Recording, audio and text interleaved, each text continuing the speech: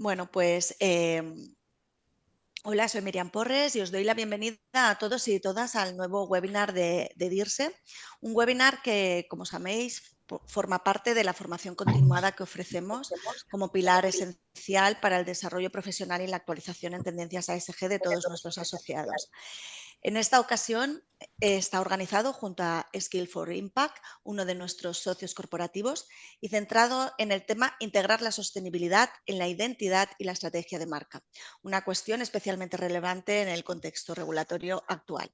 Contaremos con la participación de Max Ben-Simon, experto en estrategia de comunicación de marcas sostenibles, quien nos ofrecerá, antes de dar paso a la mesa de diálogo, una ponencia marco sobre frameworks de marca sostenible.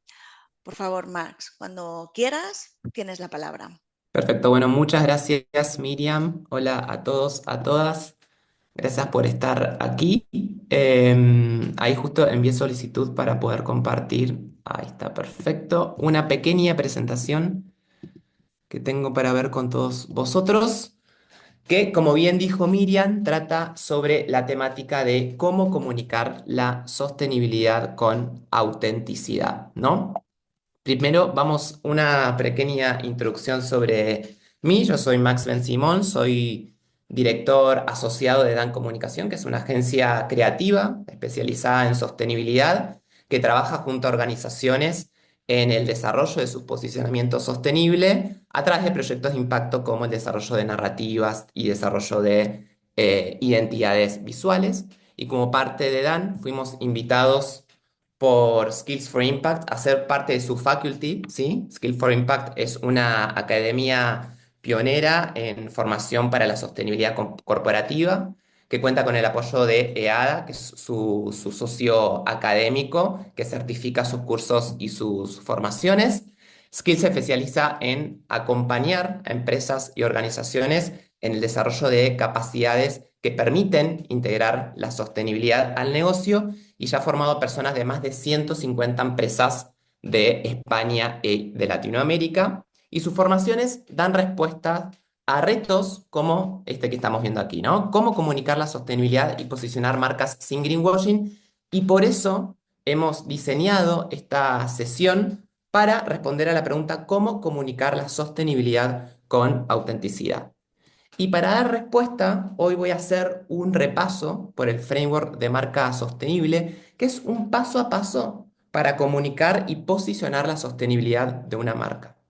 Los casos de éxito y el detalle de este framework de sostenibilidad se abordan en un curso online que se da en Skills for Impact, que son de cinco semanas, que ya hemos desarrollado e implementado con éxito, y que la segunda edición de este curso comienza a fines de este mes y que vosotros, por ser parte de DIRSE, tenéis acceso a un descuento para formar parte del curso. Ahora bien, ¿por qué hemos desarrollado esta herramienta? Y los estudios indican que estamos accediendo a un ámbito, a un espacio de falta de credibilidad en las marcas, ¿no? Sobre todo vinculado a sostenibilidad. Y según este estudio de Capgemini, casi una de cada dos personas no confían en los claims de sostenibilidad de las marcas. Y esto es un número importante, una cifra relevante para entender si las audiencias creen o no en lo que las marcas dicen sobre sostenibilidad.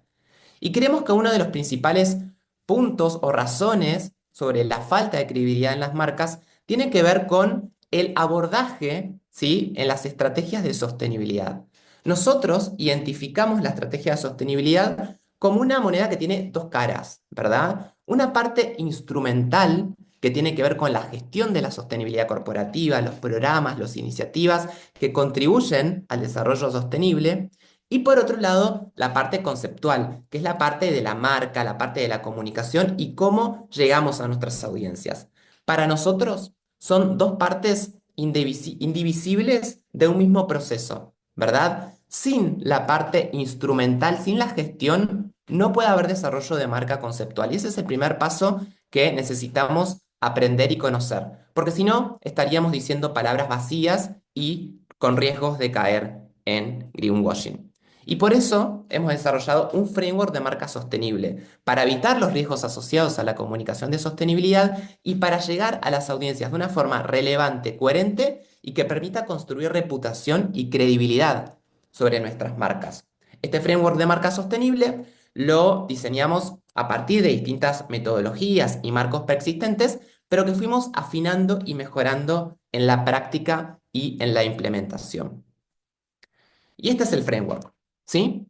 El framework tiene tres grandes momentos y seis pasos consecutivos y cronológicos. Uno va después del otro. El primer momento es el momento de inmersión, que tiene que ver con conocer a nuestra marca, entender el contexto en el que se mueve, comprender cuáles son sus principales atributos y también entender a las audiencias. ¿Qué es lo que buscan las audiencias? ¿Qué necesidades tienen? ¿Qué valores las motivan? Etcétera. Por eso es un momento de inmersión, es un momento de comprensión, de análisis. Luego tenemos el momento de la estrategia, ¿verdad? Que es el momento en donde diseñamos nuestra marca de sostenibilidad. Y allí los dos pasos que comprenden este momento tienen que ver con el diseñar el propósito y el posicionamiento de nuestra marca y el branding, la historia, la identidad visual, etcétera. Y finalmente, el último momento es el momento de hacer sistema. Y nosotros le decimos hacer sistema porque tiene que ver con establecer pautas coherentes de implementación y activación de nuestra marca. Esto significa tener una buena gobernanza de nuestra marca sostenible para asegurar que los mensajes lleguen de la mejor forma posible a nuestras audiencias, con inclusión, con diversidad, con perspectiva de género y sin caer en ningún tipo de washing, ¿verdad? Sin evitar riesgos vinculados al ecopostureo. Y este momento tiene dos pasos, que es el de la planificación y el de implementación. Vamos a ir recorriendo cada uno de ellos con pequeños ejemplos y contribuciones para que lo podáis entender en profundidad. El primero es el contexto. Y como os dije aquí, lo que tenemos que entender es a nuestra marca hacia adentro, entender nuestra marca, cómo se comporta, cómo está compuesta, qué valores tiene, y hacia afuera, en qué mercado se mueve, en qué contexto actúa y cuáles son los principales desafíos que tiene que abordar. Y nosotros, para este paso, indagamos en cuatro aspectos del contexto. El primero tiene que ver con la compañía, como os dije, ¿no? Entender cuál es su estrategia de negocio, cuál es el propósito, la arquitectura de marca, entender si es una marca con submarcas y cómo se relacionan entre sí, cuáles son los productos y servicios que ofrece, cuáles son su misión, su visión y sus valores. Y luego también entender el mercado, ¿no? En qué mercado actúa, cuál es el comportamiento, si es un mercado, perdón, que se expande, es un mercado en retracción, cuáles son las tendencias, las proyecciones con respecto a ese mercado, y por otro lado entender a la competencia, ¿verdad? ¿Quién es mi competencia? Identificar fortalezas y debilidades vinculadas a esa competencia para intentar encontrar espacios en blanco que quizás mi marca sostenible puede llegar a ocupar. Y por otro lado, tenemos dos aspectos más vinculados a sostenibilidad. Por un lado, el entorno, ¿no? Que tiene que ver con identificar los principales desafíos ambientales y sociales a los que mi marca contribuye y debería gestionar. Y por otro lado, cuáles son las principales normas y regulaciones que limitan la conducta de mi marca. Y finalmente, la materialidad, quizás a muchos de vosotros entiendan de qué se trata. Hoy no vamos a hablar en profundidad sobre la materialidad, pero identificar cuáles son los temas más relevantes que mi marca debe gestionar con respecto a eh, la contribución social y ambiental, y entender si tiene una estrategia de sostenibilidad y un plan de acción asociada a esa estrategia con iniciativas, con programas concretos que gestionen esos aspectos. Y a lo largo de la sesión de hoy vamos a ir viendo cada uno de estos pasos con un ejemplo en concreto a través de una marca modelo que nosotros elegimos hoy, que sea IKEA, ¿verdad? Y así es como IKEA identifica sus temas materiales que dan respuesta a desafíos del contexto vinculados a el consumo insostenible, el cambio climático y la inequidad, y lo transforma en ejes de acción de su estrategia con compromisos asumidos, ¿no? Y esos ejes de acción tienen que ver con promover una vida sostenible y saludable, circularidad y clima y igualdad y justicia. Nos seguimos moviendo en nuestro marco, seguimos en el paso de inmersión y ahora vamos a entender a las audiencias, ¿verdad? Comprender qué mueve a nuestras audiencias, cuáles son sus valores, cuáles son sus necesidades y a partir de ahí empezar a identificar posibles líneas creativas u objetivos que nos podemos poner con nuestra marca sostenible. Y en términos metodológicos, las herramientas en este paso para indagar en las audiencias son las mismas que el marketing o la comunicación tradicional, ¿no? Entrevistas en profundidad, focus groups, social listenings, etc. Lo que cambia a la hora de desarrollar una marca sostenible es entender el qué investigar. Y aquí nosotros identificamos cuatro aspectos también. El primero tiene que ver con los comportamientos. ¿Cuáles son los comportamientos? ¿Qué hábitos sostenibles tiene nuestra marca de sostenibilidad? Si separa residuos, si contribuye a alguna causa social o ambiental a través de fundaciones. Y luego las motivaciones y barreras, ¿no? Que son, otra vez, ¿no? Las dos caras de una misma moneda, sobre esos hábitos vinculados a la sostenibilidad. ¿Qué los motiva a tomar esas actitudes, ¿no? Reducir el impacto ambiental, llevar una vida saludable, contribuir, promover el bienestar de su comunidad, y qué barreras tiene de tomar una decisión sostenible? Muchas veces aparece el precio aquí, luego también la desinformación, no creer en el cambio climático, puede ser también una. Y finalmente, el imaginario, que es personalmente mi favorita, que tiene que ver con indagar en las audiencias sobre lo que creen que es la sostenibilidad, ¿no? ¿Qué significa la sostenibilidad? Y a partir de ahí quizás podamos obtener insights valiosos que nos permitan luego construir nuestra historia. Volvemos a nuestra marca modelo. Todos los años IKEA hace un estudio sobre cómo es la relación de las personas con su hogar, ¿no? Hace visitas a los hogares, consultas a expertos, encuestas, entrevistas a su audiencia, y en términos de sostenibilidad, estos son datos del último informe publicado, que es el 2023, encuentran un incipiente potencial, ¿no? De la contribución que tiene un hogar a llevar una vida más sostenible y más saludable, pero al mismo tiempo encuentran que las audiencias identifican a las soluciones o a los productos sostenibles como productos que son caros, ¿verdad? Que salen bastante dinero. Entonces identifica una tensión, ¿verdad? Entre vivir bien y vivir dentro de las posibilidades, ¿no? Como una tensión que su audiencia está viviendo, que la identifican sus audiencias. E IKEA encuentra un concepto para poder resolver esta tensión, que es volver a los básicos. ¿Qué significa volver a los básicos? Cocinar en casa con alimentos de temporada, reducir el desperdicio de alimentos, comprar de segunda mano, evitar el plástico. Entonces, a partir de este concepto vinculado a lo que encuentran sus audiencias, es una posibilidad para empezar a construir el posicionamiento y la narrativa de su marca sostenible. Vamos a volver a ello en un instante, en un momento. Porque nos tenemos que seguir moviendo en nuestro framework de marca sostenible. Y ahora vamos al momento de la estrategia, ¿no? Que es el momento de diseñar nuestra marca. Una vez que ya conocimos en profundidad de qué se trata nuestra marca, en qué contexto se mueve y cuáles son los principales insights que podemos obtener de nuestra audiencia, vamos a construir su forma, que tiene que ver con la estrategia. Y el primer paso es definir el posicionamiento y el propósito. ¿Qué queremos que nuestro consumidor recuerde de nuestra marca vinculada a sostenibilidad y cómo eso se transforma en un propósito? Y hasta ahora teníamos estos dos aspectos trabajados, ¿no? Por un lado, los aspectos materiales, ¿no? Estos aspectos, estos principales impactos y riesgos que mi marca tiene en el ambiente, en las personas y en la economía. Y por otro lado, los valores y las necesidades de las audiencias. ¿Y qué une a estos dos aspectos? El propósito. El propósito tiende un puente entre lo que mi marca tiene que hacer por el planeta, que son los aspectos por el planeta, por la sociedad, por la economía, que son los aspectos materiales, y lo une, lo conecta con necesidades y valores auténticos de nuestra audiencia. El propósito es el por qué hacemos lo que hacemos. Y si volvemos a nuestra marca modelo de IKEA, por un lado tenemos uno de los desafíos que aborda con su estrategia de sostenibilidad, que es el consumo insostenible.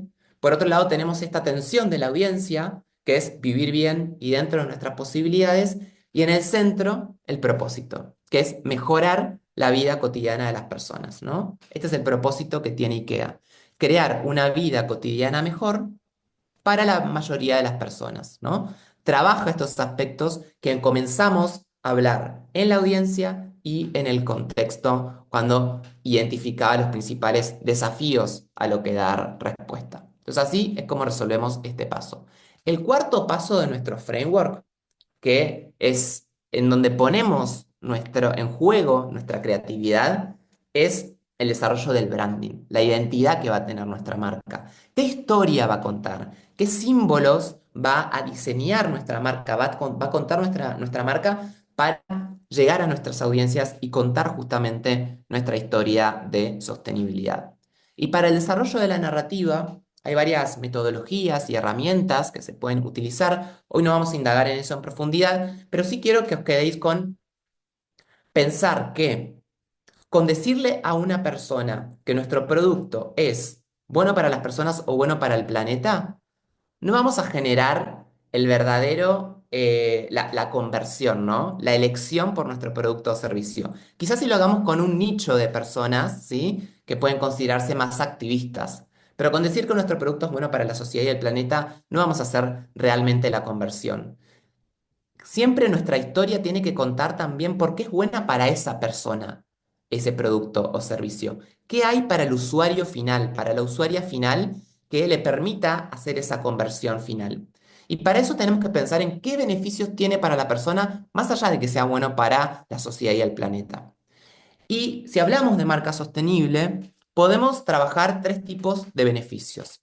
Beneficios funcionales, que tienen que ver con cuestiones más prácticas, ¿no? Que pueden ser, aquí entran, por ejemplo, el precio, la eficiencia, la eficacia, en muchos productos sostenibles que son más eficientes y eficaces, que le hacen ganar tiempo a la persona, ¿sí? Entonces ahí también se pueden trabajar esos beneficios para posicionar nuestro producto o servicio.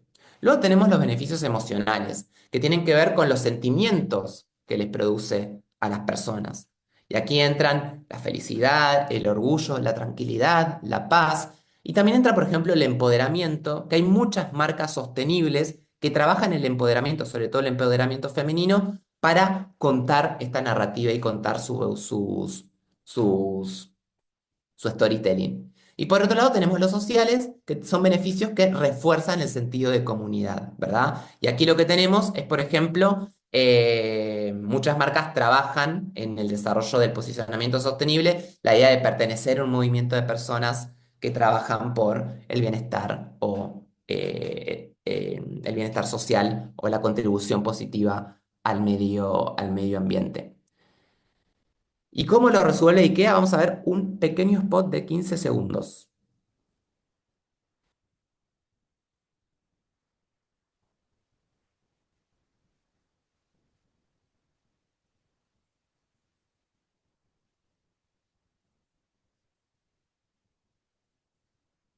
Bien, aquí lo que IKEA produce, plantea la pregunta de ¿cómo hacemos que la vida de las personas sea más sostenible? Haciéndola accesible, ¿no? Entonces aquí IKEA lo que hace es trabaja un beneficio que es el beneficio funcional del precio, de la accesibilidad, de que hacemos la vida cotidiana mejor y más fácil, que conectamos con nuestro propósito y esos insights de nuestra audiencia, haciéndotela accesible, habilitando la posibilidad de que esas soluciones sean accesibles para el bolsillo de la mayoría de las personas. Y así está cumpliendo su propósito, está conectando con insights de la audiencia y está trabajando cuestiones que identificamos en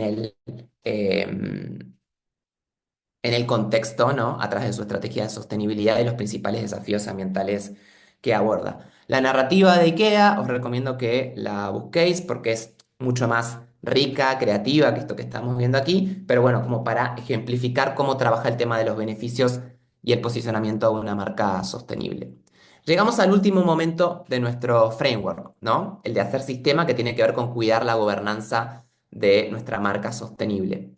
Y el quinto paso tiene que ver con la planificación. Una vez que ya desarrollamos nuestra marca, la identidad, la historia que vamos a contar, tenemos que planificar por dónde se va a mover nuestra marca, ¿no? Y aquí definimos canales, medios, consideramos hitos del calendario de sostenibilidad, incluso el calendario comercial, así nuestra marca sostenible puede hablar en eventos comerciales, preparar la activación, pero lo que quiero hacer foco hoy es en el Sustainability Playbook, que es una herramienta de gobernanza justamente que nosotros en la agencia diseñamos, que consiste en un único documento que integra todas las narrativas de nuestra marca sostenible en un único documento de referencia para todas las personas involucradas en la comunicación de nuestra marca sostenible.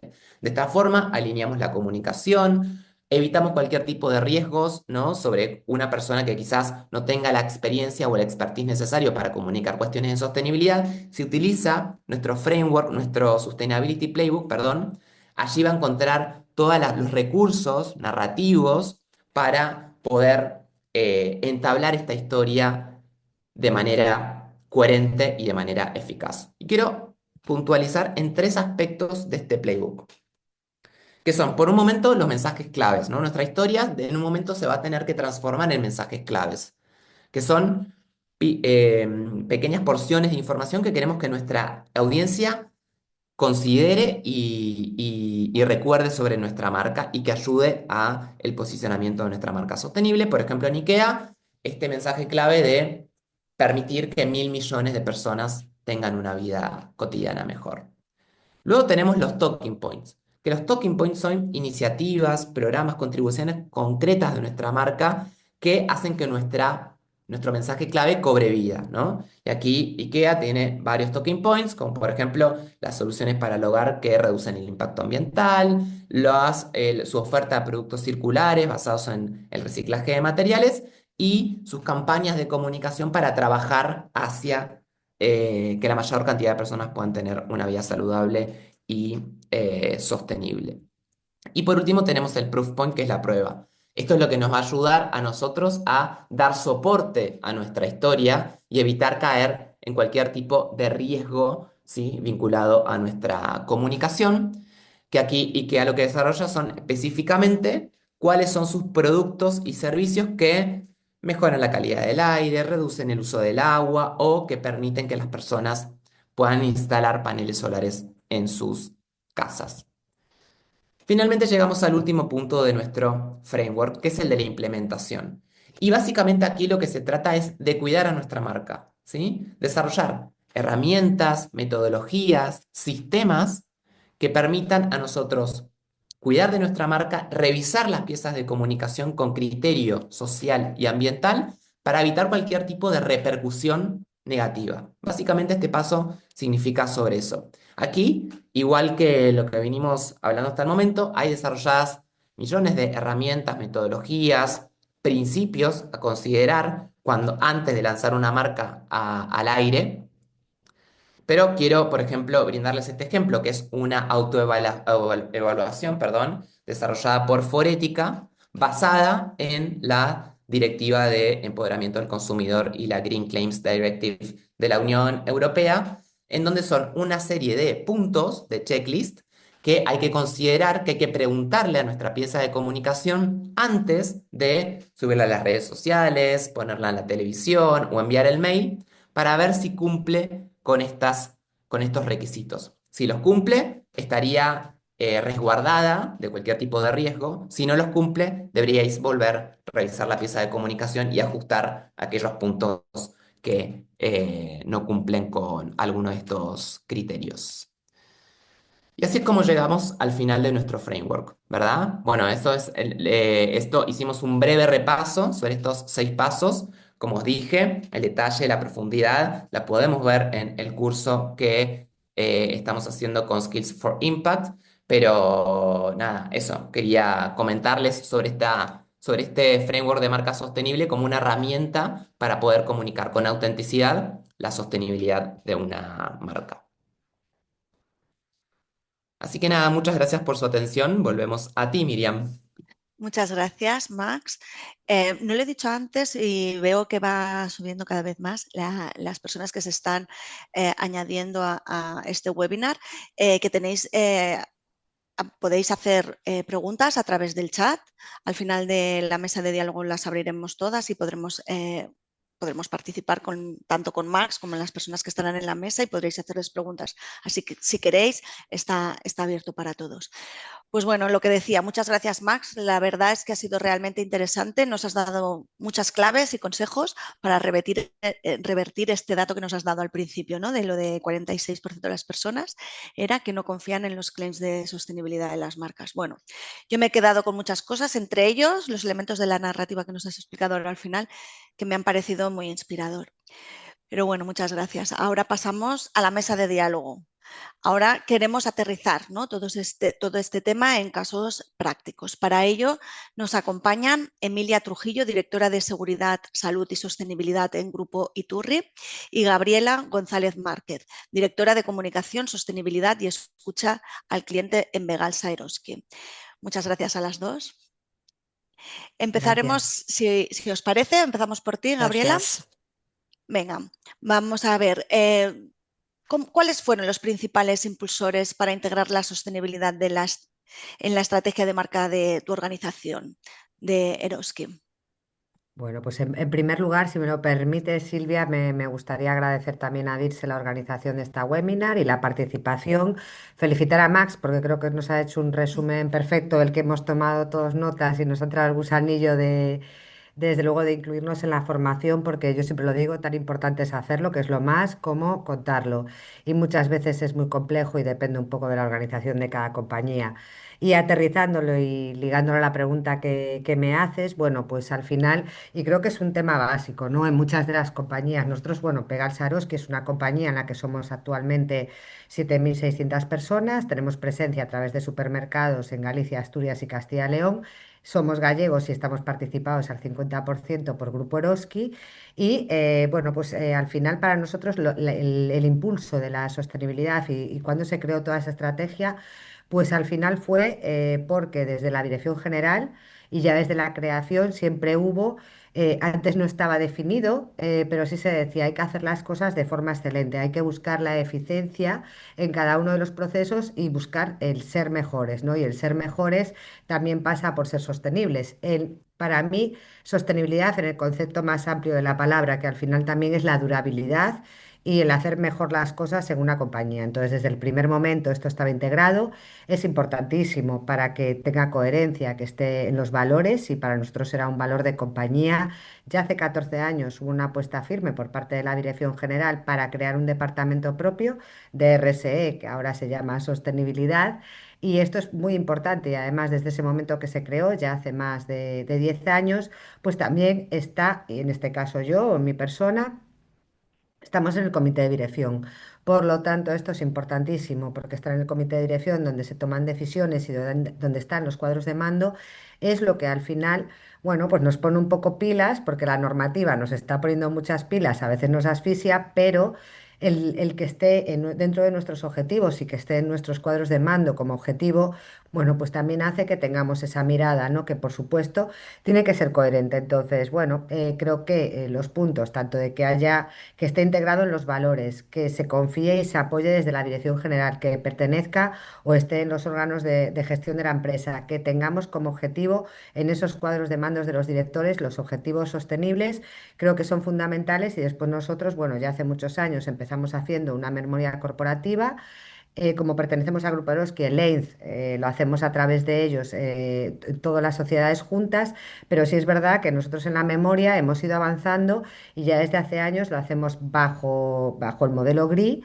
y esto lo que nos da al final, muchas veces tenemos miedo, ¿no? A lo desconocido, lo que pueda salir, pero para mí es fundamental porque es una foto de dónde estamos y eso es lo único que nos puede poner el camino para poder poner próximos pasos y decir, si estamos aquí, queremos estar aquí, pues este es el plan de acción para llegar de un lado a otro, ¿no? Y en ese sentido, bueno, pues yo creo que los principales impulsores, pues como digo, ligado a los valores, lo que dijimos ahora, que esté dentro de los órganos de decisión y después la memoria ayuda, pero igual que la memoria, me da igual, puede ser una estrategia, Hablaba también Max de la materialidad, por supuesto, esa escucha. Bueno, yo creo que al final en las preguntas bueno, y en la explicación que ha dado Max, ¿no? Nosotros también llevamos la parte de comunicación, con lo cual también tenemos esas responsabilidades de las compañeras que son periodistas de comunicar con coherencia, con lo cual esa estrategia tiene que ser coherente, tiene que ser de verdad, se tiene que construir bajo un relato que se sostenga, ¿no? Y después con esa parte de escucha al cliente, ¿no? Que también tenemos desde el departamento, entonces es muy enriquecedor porque sí que es verdad que esa escucha para hacer la materialidad es imprescindible. O sea, una cosa es donde tú estás y donde tú quieres estar y otra cosa es cómo te percibe, ¿no? El cliente, el consumidor y eso tiene que ser combinado. Pues muchas gracias. La verdad es que nos has explicado muy bien cómo han sido estos principales impulsores y también en tu caso al tener el departamento compartido con comunicación. Me gustaría preguntarle a Emilia, que en su caso no es así, ¿no? Que ella es directora de Seguridad, Salud y Sostenibilidad. ¿Qué rol han jugado, ¿no? La colaboración entre, por ejemplo, un departamento como el tuyo y el departamento de comunicación para todo este proceso, Emilia? Em, Buenos días. En primer lugar, gracias por esta oportunidad de compartir experiencias y aprendizajes. Y ha sido lo primero que he hecho es, Max, he absorbido todo lo que has dicho porque yo no soy experta en comunicación. De hecho, ha sido una de las mis principales barreras, ha sido que yo no soy experta en comunicación. Tengo como una mentalidad muy ingeniera y cuando abordo todo el tema de sostenibilidad y se me encarga de realmente ser sostenible. Siempre digo una palabra que Juan Francisco, el CEO de la empresa y dueño de la empresa, me pone, es como, Emi, déjate de greenwashing y comunicación y vamos a contribuir, vamos a dejar un legado, ¿no? Entonces, claro, yo me pongo foco ahí. ¿Y cómo empieza a conectar? ¿Cómo empieza a conectar con, oye, hay que comunicar? ¿No? Eso. Fijaros, Iturri tiene una variedad enorme de productos. Iturri tiene un foco siempre en cliente, pero la cantidad de servicios de seguridad que ofrece al cliente es como, dime qué necesitas.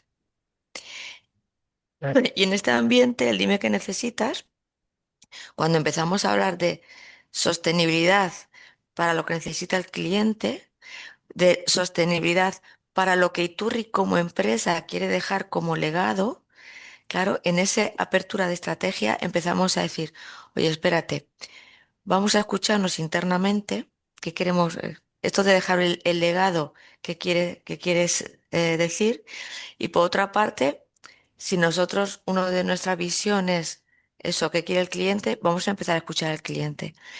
Y ahí iniciamos una escucha interna em, de qué queremos dejar y tuvimos muchísimas entrevistas con clientes, ¿no? Simplemente sin ningún objetivo. Es como tú cómo ves todo esto, ¿no?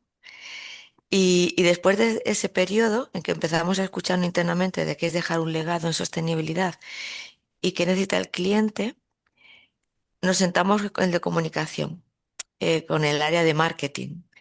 Y ahí reconozco que para mí fue un aprendizaje brutal, porque es cierto que damos por hecho que comunicamos, que damos por hecho como hablamos, como tenemos reuniones, como nos informamos, damos por hecho que comunicamos. Y yo en mi caso tengo que decir que no, yo no estaba comunicando. Entonces, cuando realmente me senté con el departamento de marketing y vi su enfoque, un poco Max me has recordado mucho a esas primeras reuniones con ellos en los que yo descubría de verdad, y lo digo desde la más absoluta sinceridad, era como, ¿de verdad? O sea, de verdad tenemos que hacer todo esto? ¿Para qué? O sea, para dejar un legado tenemos que comunicar todo esto. O sea, para ayudar con los clientes tenemos que comunicar. Y ahí aterricé y me di cuenta de la importancia que tenía. Y luego con el tiempo me he dado mucho más cuenta porque digo, todo el tema del greenwashing viene de ahí, que no sabemos comunicar a veces. A veces puede haber greenwashing, pero a veces simplemente que no sabemos comunicarlo, ¿no? Y entonces para nosotros ahí empezamos un mecanismo de cómo de trasladar, oye, ¿qué escuchaba yo como responsable de sostenibilidad? ¿Qué escuchaba de sostenibilidad a los clientes? Y se lo pasaba a marketing.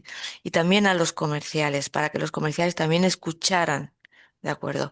Para que la gente que diseñaba los productos también escucharan, para que la gente que estaba comprando eh, materias primas también escucharan, ¿de acuerdo? Escucharan a proveedores, escucharan a los clientes, nos escucháramos a nosotros mismos. Y ahí fue cuando, digamos, empezamos a establecer em, esas colaboraciones entre las diferentes áreas. Porque realmente lo que descubrimos ahí es que, claro, había mucho ruido externo. Creo que todos hemos vivido el tsunami después del COVID, todos. Y cada uno estaba recibiendo un tsunami que no uníamos, ¿de acuerdo? Cada uno estábamos recibiendo un tsunami de clientes, de proveedores, de normativa, y creo que ahí, el área de comunicación y de marketing, cuando empezamos a hablar, empezamos a descubrir que no estábamos hablando realmente, que realmente estábamos teniendo reuniones, pero esa globalidad no la estábamos haciendo. Y ahí empezamos. O sea, realmente en esas primeras reuniones cuando dijimos, oye, ¿qué estamos haciendo? Y descubrimos que no, que cada uno íbamos hablando mal a nuestra bola. Afortunadamente nos paramos ahí, aprendimos a pararnos y a escucharnos. Bien, Emilia, muchas gracias. Pues bueno, Max ya nos ha dado algunas claves y Emilia también ahora ha introducido el tema, pero Gabriela, en vuestro caso, ¿cómo garantizáis que la narrativa de sostenibilidad esté basada en evidencias y que no incurre realmente en greenwashing? Bueno, yo creo que también lo comentó ahora Emilia y yo creo que es muy importante y en este caso lo decíamos antes, ¿no? Nosotros también somos un departamento de comunicación. Nosotros tenemos un claim que al final yo creo que nos define bastante y define nuestros valores, que es el somos lo que hacemos, en galego, que aquí también falamos galego, somos lo que facemos. Entonces, bueno, yo creo que lo más importante para evitar el greenwashing es hacerlo. O sea, lo que no puedes es vender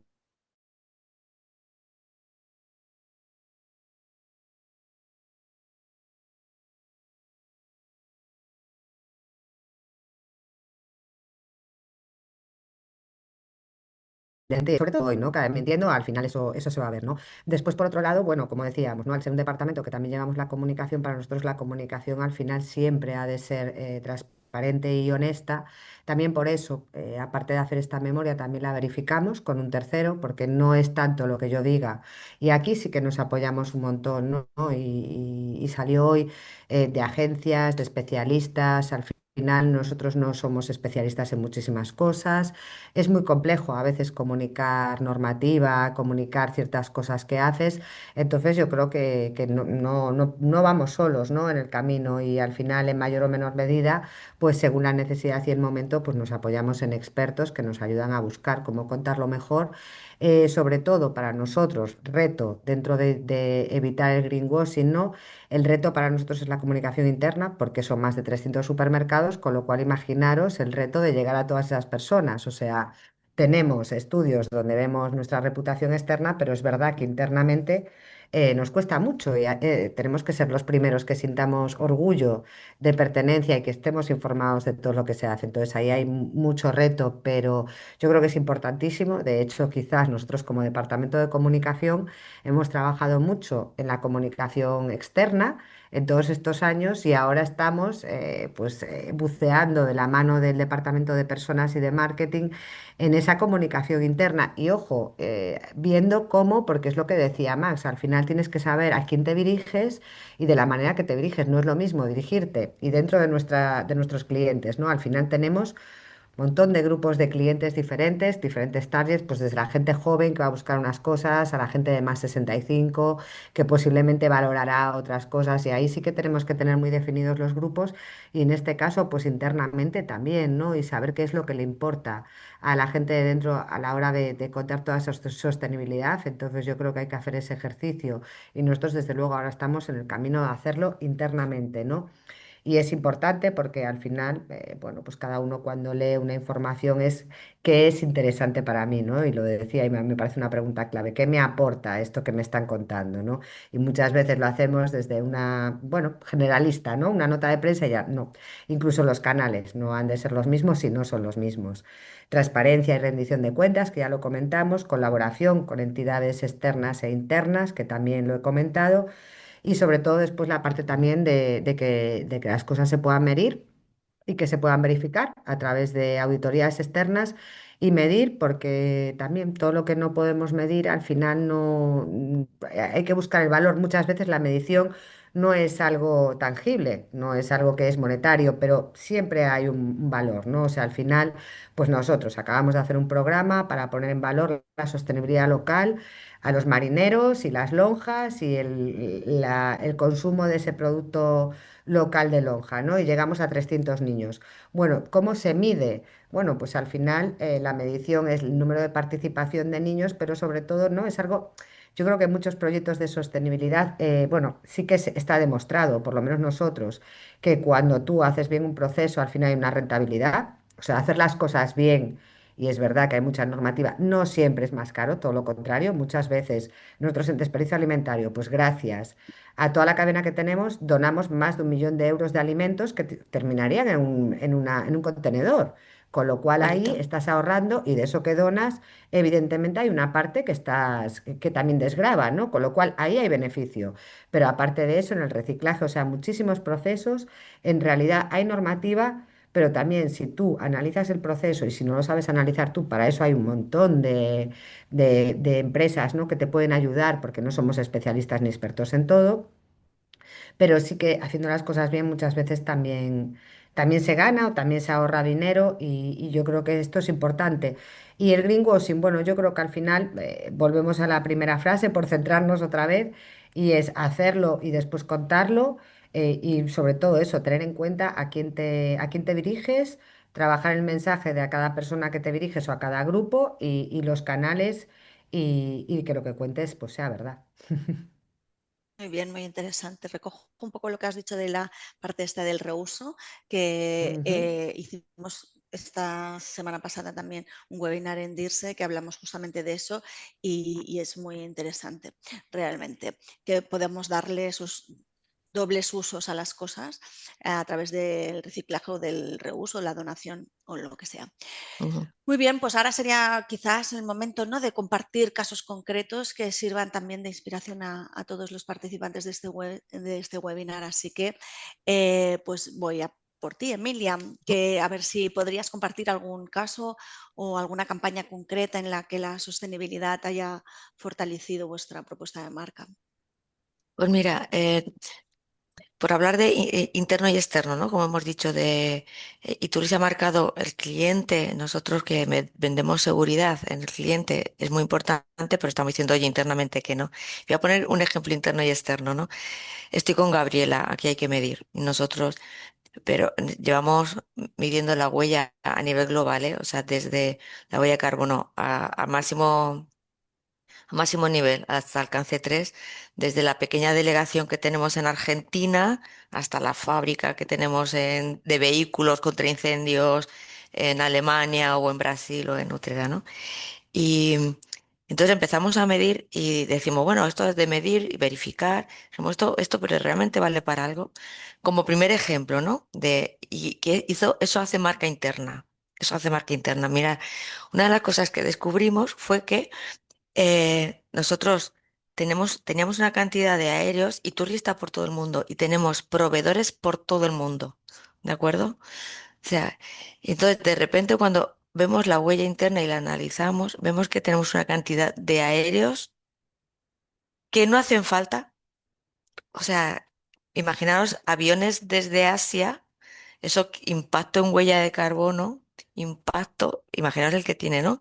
Y cuando nos paramos a analizarlo por hacer la huella de carbono y por analizar los datos, nos damos cuenta que es una barbaridad lo que estamos haciendo.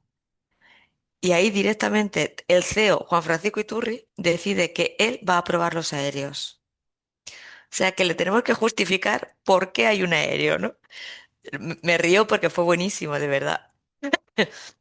No os podéis imaginar la reducción brutal en el uso de los aéreos, en la racionalización de por qué los usábamos y por qué no lo teníamos que usar y el impacto de ahorro económico tan brutal que hubo. O sea que la sostenibilidad, eso de que es cara, cuidado, ¿eh? Hay que analizarlo y hacerlo muy bien ese trabajo.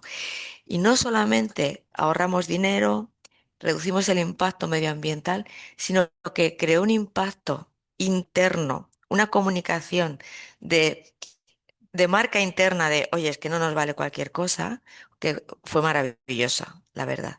Un poco como ejemplo de cómo la huella de carbono bien hecha, bien llevada, verificada y bien analizada con planes de acción, reduces costes, impactas en el medio ambiente y haces marca, cuando lo comunicas bien el efecto conseguido, haces marca sostenible dentro de la casa. Y luego externamente, una de las cosas que vimos, tenemos varios proyectos, ¿no? Pero una de las cosas que vimos cuando escuchamos al cliente, nosotros vendemos EPIs también, vehículos, vestuario laboral, vestuario de seguridad, de todo tipo, ¿no? Y una de las cosas que vimos es, nosotros teníamos una herramienta que le llamamos cuatro ejes, en el que cuando hablamos con un cliente le decimos, oye, ¿tú qué necesitas? ¿Qué necesitas en funcionalidad? ¿Qué necesitas en confort? ¿Qué necesitas en aspecto? ¿Y qué necesitas en durabilidad de ese EPI, ¿no? Por supuesto, todo el tema del costo, ¿no? Entonces, cuando cambiamos esa visión, ¿de acuerdo? Y empezamos a escuchar al cliente y el cliente también nos empezó a pedir, dijimos, aquí nos falta un eje interno que es el de la sostenibilidad. O sea, cuando hablamos con un cliente, nosotros tenemos que mirar nuestros productos también desde el punto de vista de no solamente esos cuatro, sino el quinto eje de la sostenibilidad. ¿Y qué pasa? Cuando hablemos con el cliente de esos cinco ejes, también vamos a hacer pensar al cliente y ayudarle en su toma de decisiones. Y funcionó. ¿Por qué? Porque nosotros ahora con esos cinco ejes, esos cinco ejes, cuando hablamos de, oye, la durabilidad, tenemos que vender un producto que sea durable, que se pueda hacer mantenimiento, que se pueda reparar, que se pueda lavar, que no sea tirarlo y ya está. Y eso también se lo ofrecemos al cliente y decimos, oye, míralo. Y eso ha hecho marca a nuestro producto. Y eso está haciendo que nosotros repensemos nuestros productos con esa visión y ayudemos al cliente a pensar sus productos con esa visión. Entonces, nuestros productos están haciendo marca con esos cinco ejes, ayudándonos entre todos. Y claro, y forzamos a los proveedores. Entonces, está siendo muy bonito. Es uno de los proyectos que yo creo que estamos muy orgullosos porque al final toda la cadena de valor nos está forzando a que nuestra marca, desde nuestros proveedores a nuestros clientes, enfoquemos ahí, con esos cinco ejes. Sí.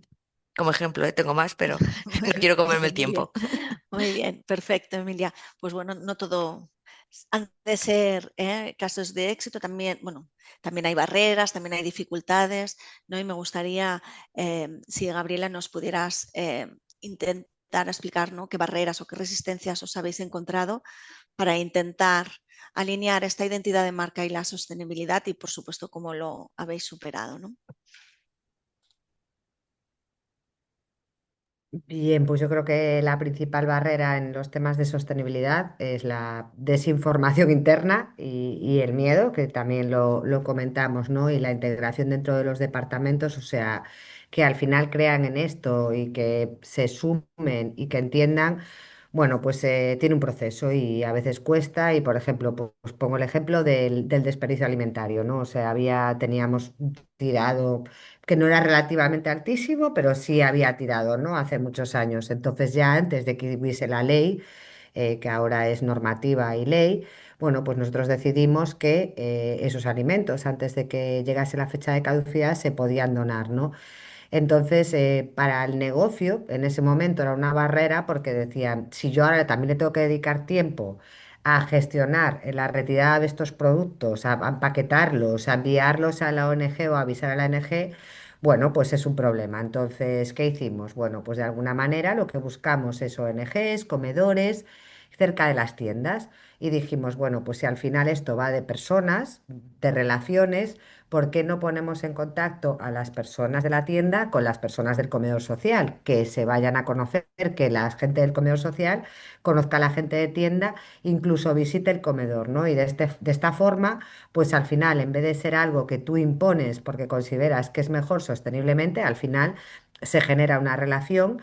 Ellos ven el impacto, ese impacto del que hablamos, ¿no? Que generamos con temas de sostenibilidad, ese impacto positivo en la sociedad, como es este caso, bueno, pues al final yo creo que hacer el bien nos sienta bien a todos, ¿no? Entonces, cuando se genera esa relación entre personas de tienda y personas del comedor social y tú conoces a Pepe o María del comedor social que viene a recogerte esos alimentos todos los días, sabes que gracias a ellos va a ayudar a que coman 10, 15, 20 familias, bueno, pues yo creo que es diferente, ¿no? Entonces, muchas veces hay barreras a lo desconocido y el tema de la normativa, bueno, nos impone a todos, ¿no? Porque a veces hasta para entenderlo, pues eso, necesitas de especialistas que te lo aterricen, que te lo bajen y que encuentres el sentido, que puedas buscar el proceso y que de ahí siempre surja una oportunidad, ¿no? Pero sí que hubo barreras en cuanto a la implantación. Sigue habiendo barreras en muchas de las ocasiones en cuanto a la creencia de si realmente es mejor o no, sobre todo cuando llegamos. Yo creo que es muy importante y es verdad que a veces se produce, pero a veces falta el diálogo, ¿no? El diálogo entre, a la hora de regular. Es importante que conozcamos también el sentir de las empresas y lo que podemos y lo que no podemos, lo que nos supone a veces un cambio de modelo, por ende también un problema igual con la productividad.